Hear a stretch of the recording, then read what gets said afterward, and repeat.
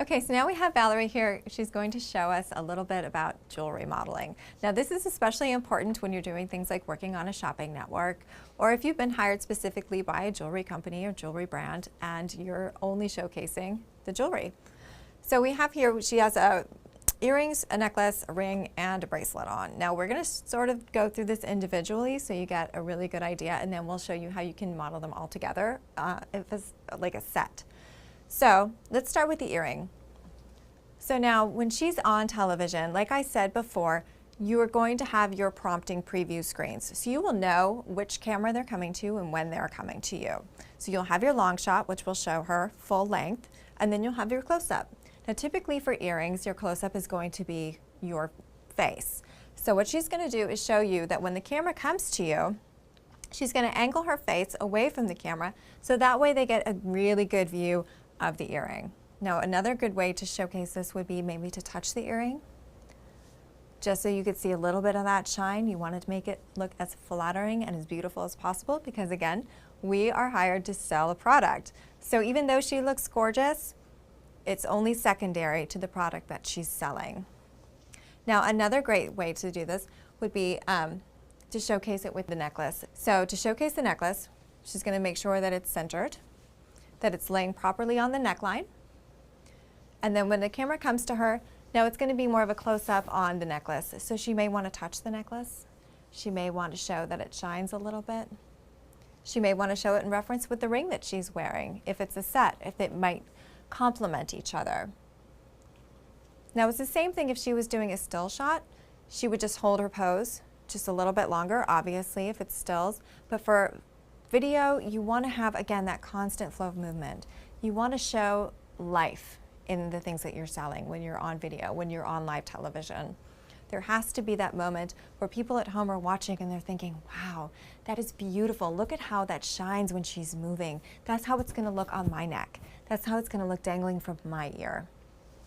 So now with the bracelet that she's wearing, now this is a really great pose because it's flattering not only to her, but it's flattering to the bracelet as well. So that way when the camera comes close to her, you're going to get a really nice view of the bracelet that she's wearing.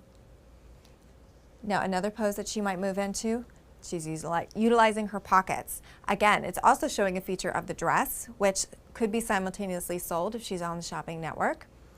Or if she's doing just a still shot, it's just a really nice natural looking pose. So unless this is an editorial for jewelry, it's not really all of that typical because jewelry pieces have a tendency to be a little smaller, that they're usually just an accessory to an overall story when it comes to an editorial.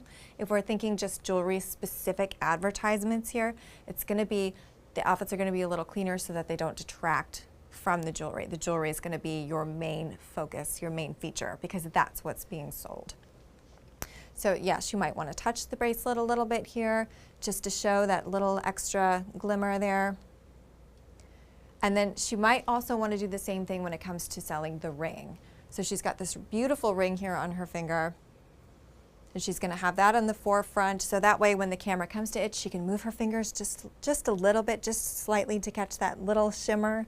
So that way when you're looking at it at home, you're thinking, wow, look at the shine on that ring. Look at how it sparkles in that light. So now if we were selling this as a set, what she might want to do is raise her hand up more towards the necklace, if it's selling with the necklace, or if she can get even the necklace and the earring in. But she has to remember there is always a little bit of movement. You want to have a little bit of life in there when it's on live television. Now for print, like I said, it's going to be still. So you might just hold a pose for a minute, and then when you hear the click of that camera, you're going to go to your next pose. You always want to give the photographer a little something different, because with every click of that camera, they're going to want something new and something fresh. You don't want to take the same photo over and over and over. So whether it's just a slight difference in your pose, or maybe even just in your facial expression, because that can make all the difference in the world as well. Always make sure that you are relaxed. A lot of times you might tense up and not even realize it, which is another great reason to practice in front of your mirror, to have a friend take your photo at home. You want to make sure that you know exactly how it is that you look when you hold yourself a certain way. Because we might not be aware if we have a little tensity in our shoulders or in our neck. I know for me, I get a little tense here in my neck, and that's something that I always have to be mindful of. That and my eye. I have an eye that has a tendency to squint a little bit. I am always conscious of that. And that's something that I always work on and that I've always practiced on, because I know that that's one thing that I need to work on, and you might have something similar that you need to work on as well. So another great thing to remember when you're working on a shopping channel would be that sometimes these cells can last upwards of 20 minutes or more. So you are constantly having to refresh and rethink what it is that you're doing, so that way it doesn't get stagnant, not just for you. You might get a little bored holding the same pose, but for the people at home that are watching. And you're going to have multiple camera angles. As I said before, you will have a preview screen that will allow you to know exactly which camera is coming up at what time. But if you have multiple camera angles, you want to make sure that you are playing whatever it is that you're selling to that camera. So if, say, your camera is over here and you're showing an earring, you want to make sure that you're showing the earring that's playing to that camera. Or if your close-up is going to be over on this side and you have a ring on this side, you want to make sure that you're playing up whatever it is that you're selling towards that camera to the most flattering angle possible for that product. Not necessarily for you, but for the product as it's being shown. And you will constantly be adjusting, you'll constantly be flowing with how the cameras are coming up around you.